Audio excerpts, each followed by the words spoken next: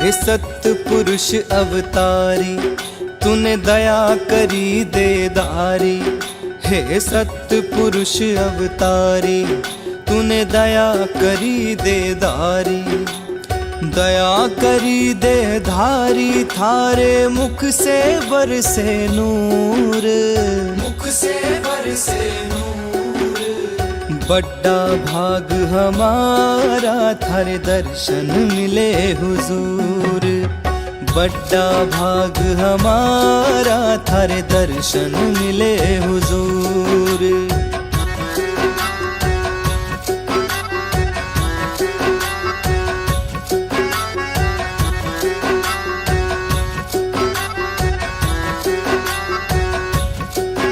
थारे नाम से मिलती भक्ति दौलत, मेरा तन मन धन है आप बदौलत। थारे नाम से मिलती भक्ति दौलत, मेरा तन मन धन है।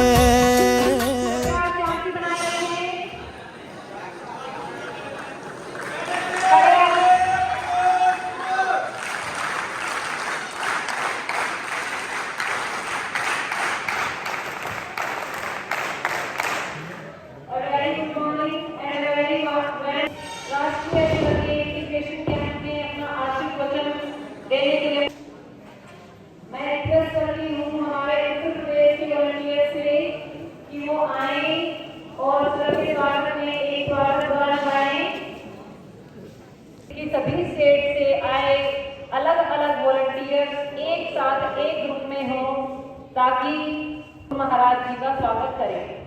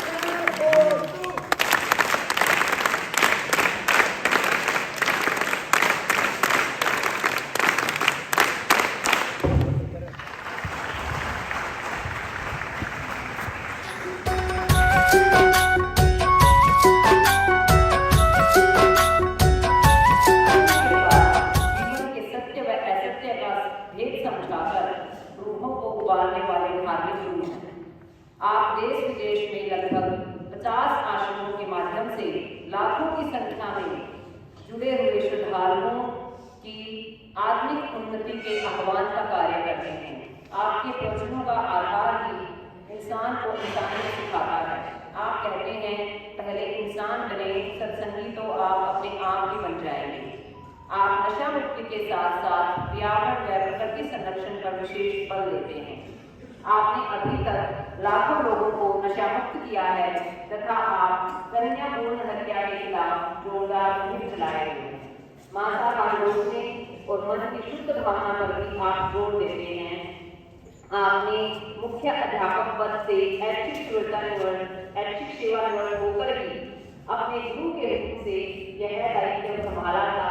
मैं एक बार फिर दिल की गहराइयों से चौधरी बंसीलाल विश्वविद्यालय की NSS सेल की तरफ से आयोजित किए गए राष्ट्रीय एकता शिविर में आपका स्वागत करती हूँ, आपका अभिनंदन करती हूँ और साथ ही आपसे रिक्वेस्ट भी करती हूँ कि हमारे विभिन्न 15 प्रांतों से आए हुए स्वयंसेवकों को अपने आशीर्वचन से आप मुझे मोटिवेट करें। कुंवर साहब जी। सम्मानीय मलिक साहब, पूनिया जी, दूसरे अनेक राज्यों से NS के इंचार्जेस, विद्यार्थी लोग, इस कैंप में जितने भी आए हैं, मुझे खुशी है आपके बीच आके आपके साथ कुछ बातें साझा करने के लिए मुझे आमंत्रित किया गया। समय की व्यवस्था होते हुए भी मैं अपने आप को रोक नहीं पाया। उसके पीछे कारण है, मैं भी आपकी तरह से विद्यार्थी जीवन में ऐसे कार्यों में आगे रहकर बढ़ चढ़ के हिस्सा लिया। अपने विद्यार्थी जीवन में स्पोर्ट्स में रहा, NCC के BC सर्टिफिकेट हमने पास किए।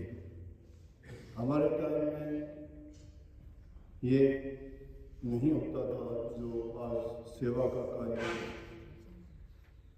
जिस पर विशेष रूप से विद्यार्थियों को आज सिखाया जाता है ताकि समाज में जाके उनमें भाईचारे की, आपस में मित्रता हो, जाति और धर्म का ख्याल न रहे, लोगों में एक अच्छा संदेश दें कि हम किस प्रकार से सेवा करके लोगों के मनों को जीत सकते।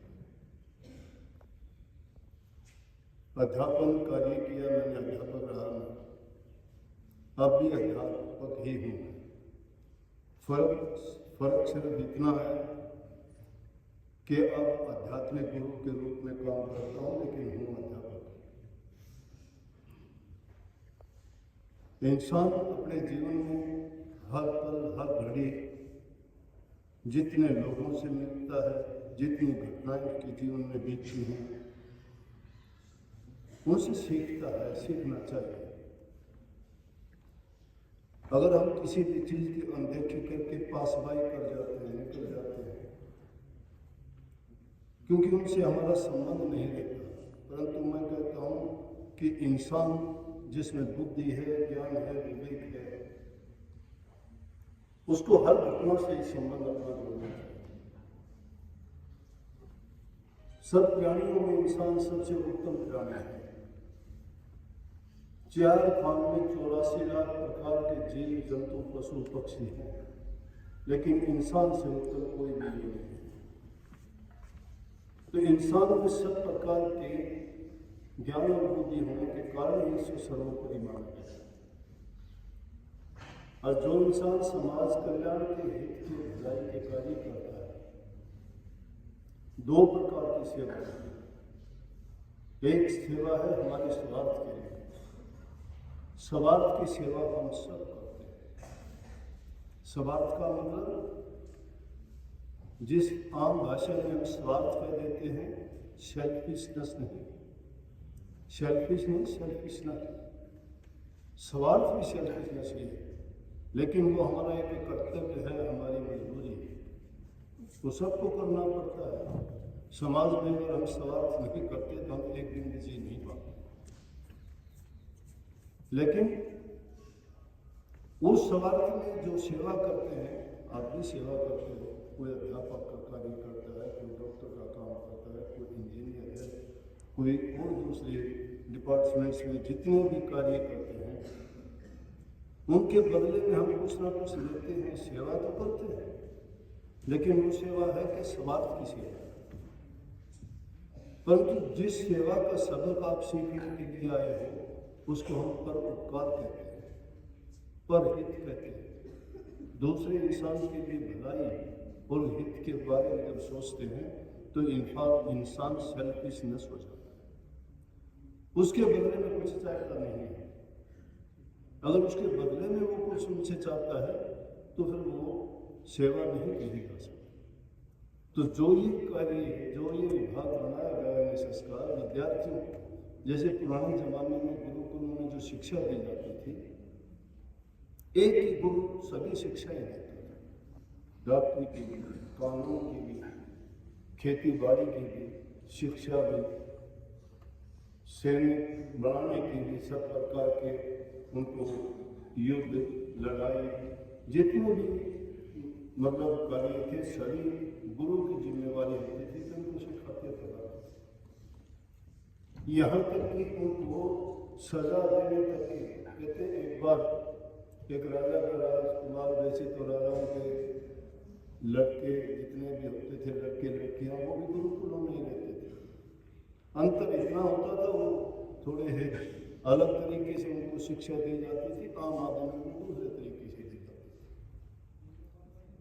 बल्कि हमारे समाज में जब से ही सृष्टि की सतयुग से जो बातें इतिहास हमें बताता है, उस टाइम में डिस्क्रिमिनेशन का भेद था, जाति का भी था, नीच का भी था, गरीब अमीर का भी था, राजा प्रजा का भी था, भिन्नता चली आई है, हमेशा से चली आई है।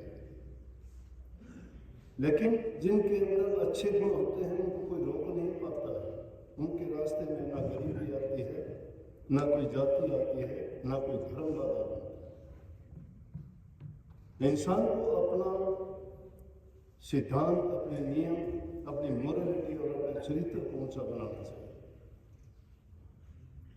तो राजा का लड़का जब शिक्षा पूरी हो चुकी, राजा को बुलाया गया कि अपने राजकुमार को आप लेके गए। गुरु ने उनको कहा कि अब इसकी शिक्षा पूरी हो चुकी है। जब राजा और रानी उसको लेने के लिए आश्रम में गए तो गुरु ने हुक्म दिया कि कुछ एक पेड़ से पकड़ी लकड़ी काट के लेके आओ। राजकुमार लेके आया। जब लेके आया, आते ही उसको पीटना शुरू कर दिया। राजा को बड़ा दुख हुआ क्योंकि उसका राजकुमार था, उसके सामने उसकी पिटाई गुरु कर रहा था। गुरु का हाथ पकड़ कहने लगा, अब तक ये आपके साथ था, आपने इसके साथ यही व्यवहार किया होगा, लेकिन कम से कम आज हमारे सामने ना करो, हमें दुख लगता है। कहने लगा कि राजा, ये इसका आखिरी सबक था जो मैंने इसको सिखाना था। ये भी शिक्षा है इसकी। बोला ये कैसी शिक्षा है? बोला कि आपके बाद में कोई राजा होगा और जब ये कोई न्याय करेगा तो सजा देते वक्त इसको ये पता होना चाहिए कि सजा में कितना दुख लगता है, ये कैसी सजा किसको कितनी दे। इसलिए ये भी शिक्षा थी, ये भी उस शिक्षा का एक अंग है। तो सिर्फ अक्सर ज्ञान को प्राप्त कर लेना, कागज की डिग्रियां ले लेना सिर्फ इंसान को इंसान नहीं बना। जब तक इंसान में क्रियात्मक ज्ञान नहीं है। अब क्या है, आज देखते हैं अपने देश में डिग्रियां ले के बच्चे सड़कों पर बेकार घूमते हैं, किसमें तलाश करते हैं वो नौकरी की, जॉब नहीं मिलती। इंजीनियर हैं, पढ़े लिखे हैं, ढूंढते हैं, नौकरी नहीं मिलती। अगर कहीं चपरासी 4th क्लास के लिए भी कोई पद खाली होता है, हजारों की तादाद में पहुंचते हैं, लेकिन उस शिक्षा के मतलब को नहीं समझते हैं। शिक्षा का मतलब हमारे ज्ञान को जगाना है। अगर आपने वो शिक्षा ग्रहण की है, जिस फील्ड में भी आपने वो ज्ञान लिया है, उसमें आप अनेक काम कर सकते हैं। मेरे पास कितने लोग आते हैं कि जी हमें जॉब नहीं मिलती, पढ़े लिखे हैं, हमने ये ट्रेनिंग की है, वो की। मैं पूछता हूँ आपने ट्रेनिंग की है तो आपने इसीलिए ट्रेनिंग की थी कि आपको 5, 10, 20 हज़ार की नौकरी मिले, जिन लोगों ने पढ़ाई की, शिक्षा ली, हुनर जिन्होंने सीखा, उन्होंने तो नई नई चीज़ों का आविष्कार किया। क्या कभी उससे आगे बढ़ने का हम प्रयास करते हैं? हम लकीर के फकीर बन के सिर्फ अक्षर ज्ञान प्राप्त कर लिया, डिग्री ले ली और सोचते हैं कि हम कहीं टीचर लग जाएंगे, कोई वकील बन जाएगा, कोई डॉक्टर बन जाएगा, उससे आगे कुछ नहीं है। क्या जितने भी साइंस ने खोज की है, मेडिकल साइंस में जितनी भी की गई है और दूसरी नए नए आविष्कार हैं जिनको देख के हम हैरान होते हो, किसने बनाए थे? ये उसी ज्ञान का, उसी शिक्षा का तो एक अंग है। हाँ, परमात्मा ने हमें सब कुछ दिया है, लेकिन हम सिर्फ एक ही तरफ की बात सोचते हैं। इसीलिए ये अंग जो जोड़ा गया है सेवा का, उसमें आपको यही सिखाया गया है कि अलग अलग हमारा देश एकता में अनेकता का संदेश देता है। आप भिन्न भिन्न राज्यों से आए हैं, अलग अलग भाषा है, अलग अलग आपके संस्कार हैं, अलग अलग रहने के तौर तरीके हैं, खाने पीने के हमारे अलग अलग सारे जो बने हुए हैं। कोई किसी ढंग से अपना जीवन जीता है, कोई दूसरे ढंग से जीता है, लेकिन यहाँ मिलकर जब एक दूसरे को हम देखते हैं, नई नई बातें सीखते हैं। उनसे मिलने से हमें जिन कई बातों का हमें नहीं पता हो, दूसरे से ही सीखते हैं। तो इंसान, मैं कहता हूँ, जन्म से लेके आखिर वक्त तक सीखता ही रहता है, कभी भी उसकी शिक्षा पूरी नहीं होती। और आप इस जगह में, इस थोड़े से समय में जो संदेश लेके यहाँ से जाओगे और वहाँ जाके जब अपने साथियों को उनको बताओगे कि हमने वहाँ जाके ये चीज़ें ध्यान की,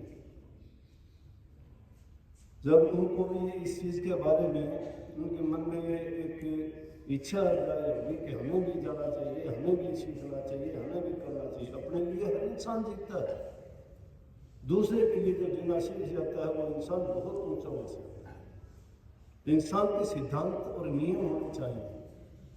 जिसका चरित्र ऊंचा नहीं है वो इंसान कभी नहीं उठ पाता है, और जिसके चरित्र जबकि उड़ाने ऊंची होती है तो रोकने वाला भी कोई नहीं होता है। रुकावट कुछ समय के लिए उनकी बाधा बढ़ जाती है। इस दुनिया की तरफ तो अगर देखोगे ना तो तुम्हारा कोई नहीं है। कभी सोचते हो ये वो हमारा है, वो हमारा नहीं है।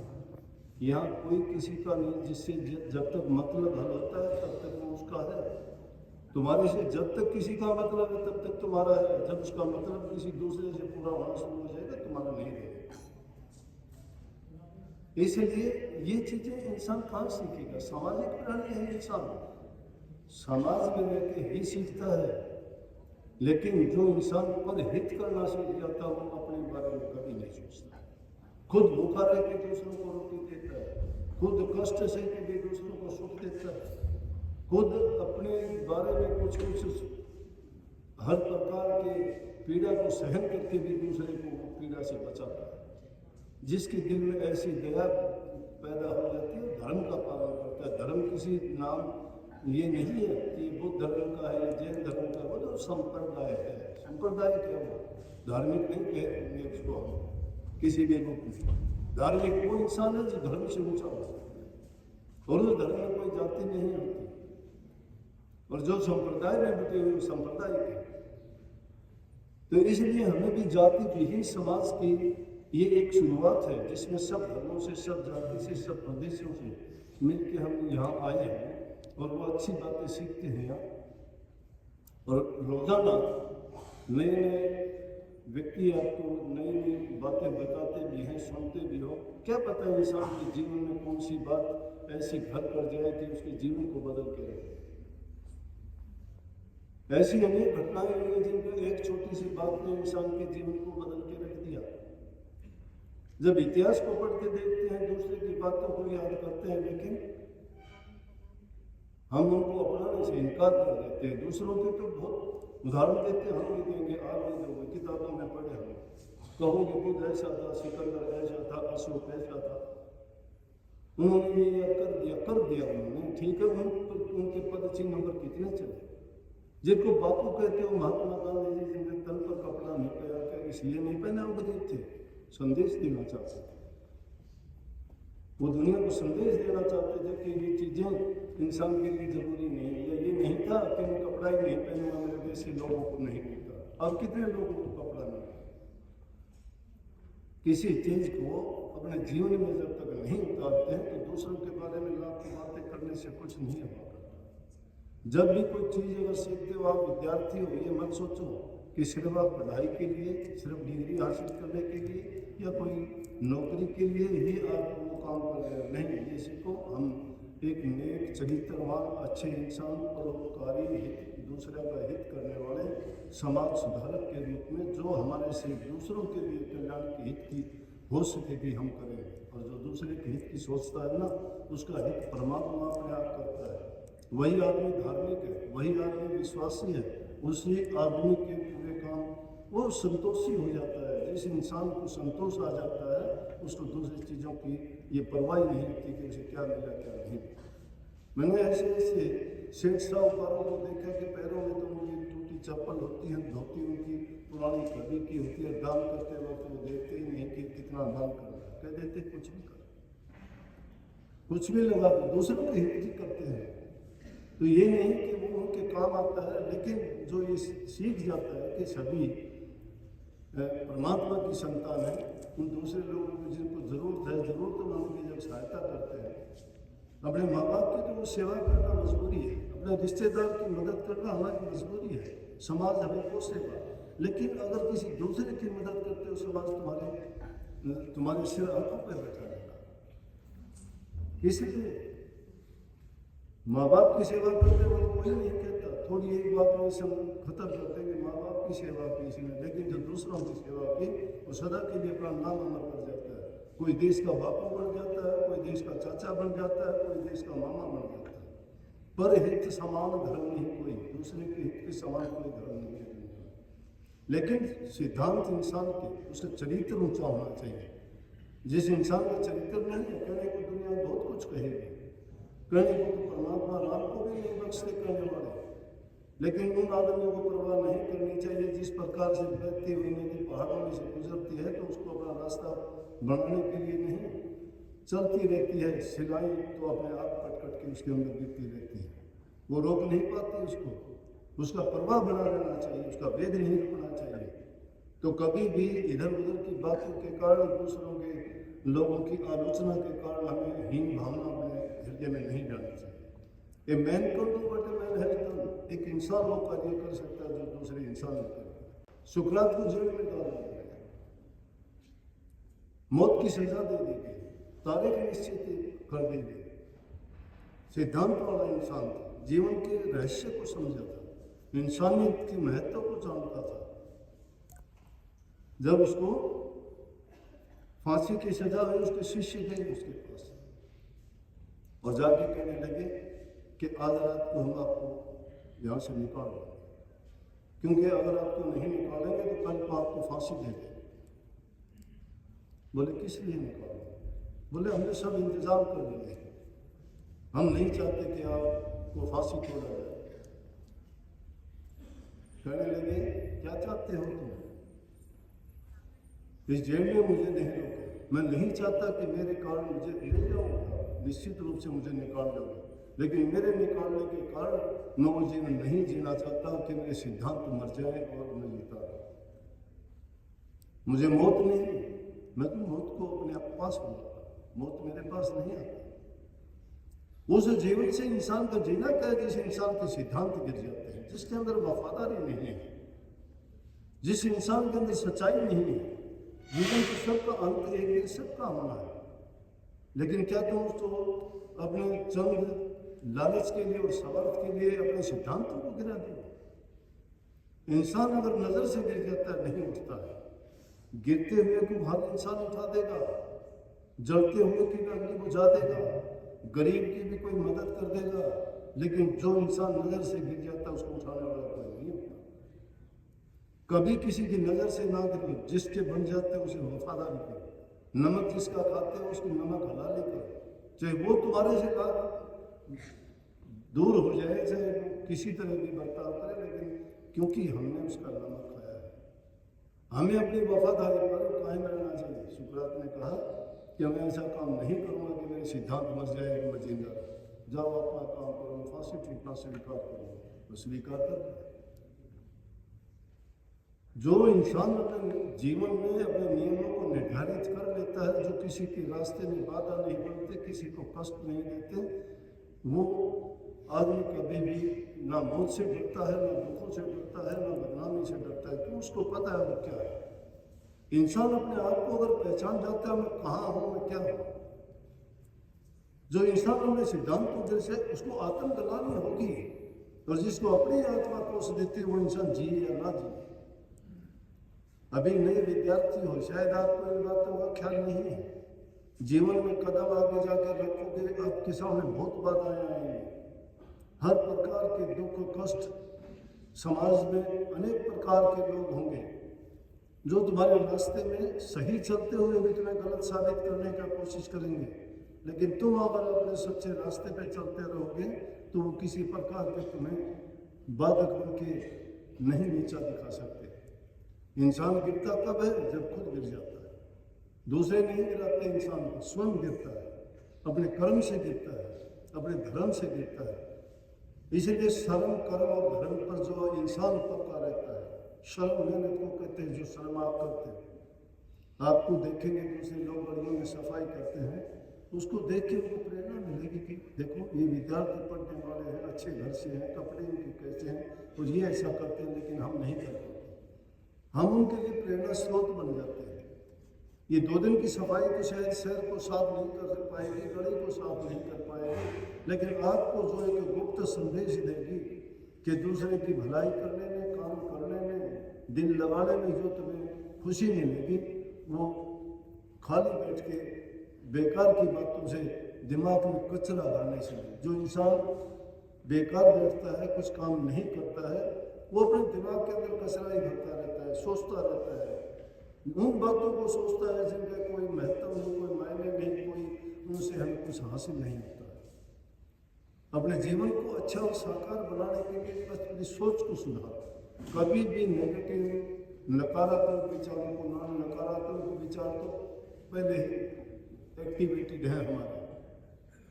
नकारात्मक विचार, नेगेटिव पावर तो एक्टिवेटेड है, जन्म से ही है। बुराइयां सिखानी नहीं होती किसी को, कोई कॉलेज, कोई संस्था नहीं है जहाँ इंसान को पाप कर्म, दुष्कर्म या नीच कर्म सिखाए जाते हो।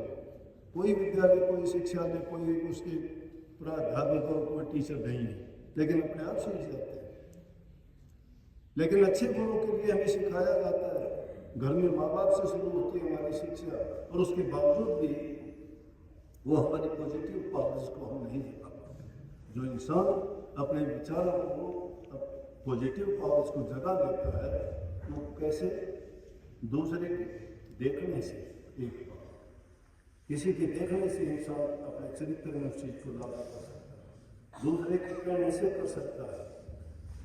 लर्निंग बाय डूइंग होता है आदमी का, करके भी सीखता है, दूसरे को करते हुए देख के भी सीखता है। अच्छी बात को तभी अपना लेना चाहिए, चाहे वो कहीं से भी मिले, किसी से भी मिले, और जिससे भी मिले वही तुम्हारा गुरु है। दत्तात्रेय जी के 24 गुरु थे, और उन 24 गुरुओं को इंसान कोई भी गुरु नहीं था। इंसान गुरु नहीं, कौन गुरु थे? कहीं पहाड़ को गुरु बनाया, कहीं नदी को गुरु बनाया, कहीं सूर्य को गुरु बनाया, चंद्रमा को बनाया, जानवरों पक्षियों को बनाया। क्यों बनाया? कि उनसे उनको शिक्षा मिली। तो इसलिए मैंने शुरू में बैठते जो बात कही थी कि जीवन में हर चीज से हमें हर पल कुछ न कुछ ग्रहण करने के लिए मिलता रहता है, लेकिन क्योंकि हमारे मन के कपाट हमने बंद कर रखे हैं, जिन चीज़ों से हमें कोई मतलब नहीं होता, हमारा स्वार्थ नहीं होता, हमें कोई लालच और हमारा किसी प्रकार की उनसे कुछ मिलता नहीं है, तो उन चीज़ों की हम परवाह नहीं करते। लेकिन एक भी चीज़ दुनिया में ऐसी नहीं है कि जिससे हमें कुछ ना कुछ ना मिले। एक एक चींटी से लेके हाथी तक, एक छोटे से पौधे से लेके कितना संघर्ष तो हर इंसान को करना पड़ता है। जो संघर्ष से घबरा जाता है कहाँ जाएगा? मैं तो मेरी बात आपको बताता हूँ, जब मैं छोटी उम्र का था, इस ऐसे गांव में रहता था कि 12 किलोमीटर साइकिल पे जाता, 30 रुपए की पुरानी साइकिल लेके गया, रास्ते में पिक्चर हो जाती तो साइकिल मेरे पर होती थी, और जाना भी स्कूल में टाइम पे मुश्किल होता था। लेकिन क्या वो चीजें रोक पाई थी? रुस्तमों की कमी सर जमी पर नहीं, जितने आए थे उतने ही चलते गए, जिनकी ऊंची उड़ाने दौड़ बड़ी दौड़ थी, लड़खड़ाए कदम तो टहलते गए। कभी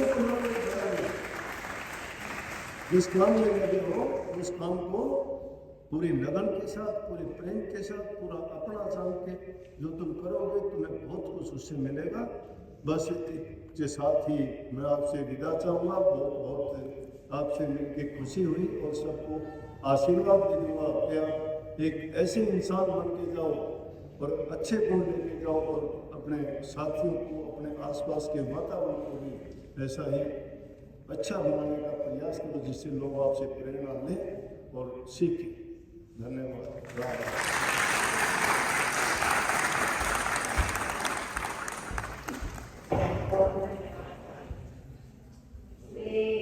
सहजता से, इतनी सरलता से आपने वॉलंटियर्स को त्याग की भावना, नोट दी बड़ी जो कि एनएसएस का मौका भी है कि मैं नहीं बल्कि आप कि दूसरों की सेवा करने की भावना को सिखाया। हम आपका बहुत धन्यवाद कर रहे हैं और साथ में इनवाइट कर रही हूँ डॉक्टर सुरेश को जो एनएसएस कोऑर्डिनेटर हैं वो आए और एक वोट ऑफ थैंक्स हुजूर महाराज जी के लिए प्रस्तुत करें।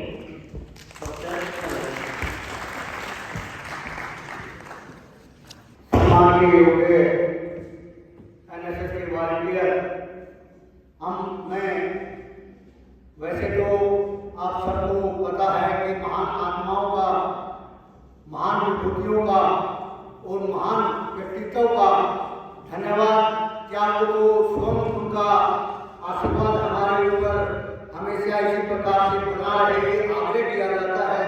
मैं धन्यवाद नहीं करूँगा, मैं आग्रह करूँगा कि संत महाराज जी का आशीर्वाद इसी प्रकार से हमारे ऊपर हमेशा बना रहे और हम भी इसी प्रकार से उनके मार्गदर्शन में इस प्रकार की एक्टिविटी समाज के लिए आयोजित करते रहें।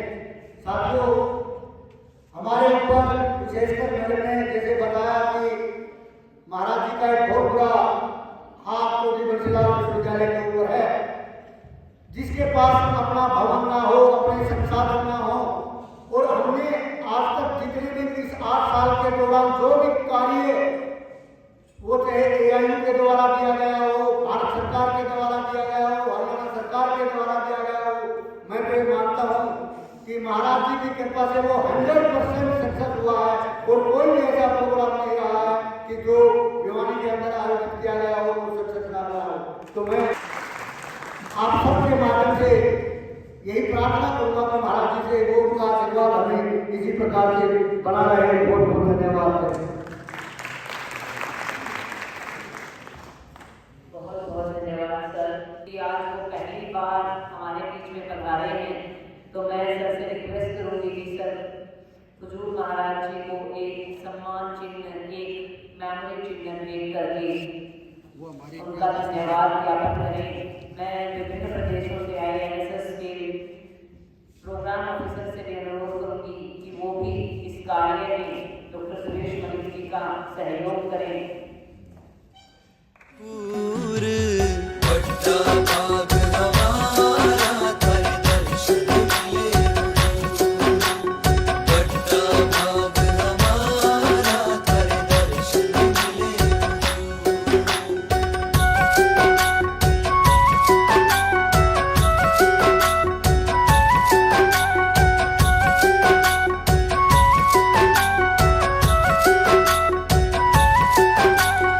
काल दयाल का झगड़ा भारी, वही बचे जो है शरण तुम्हारी।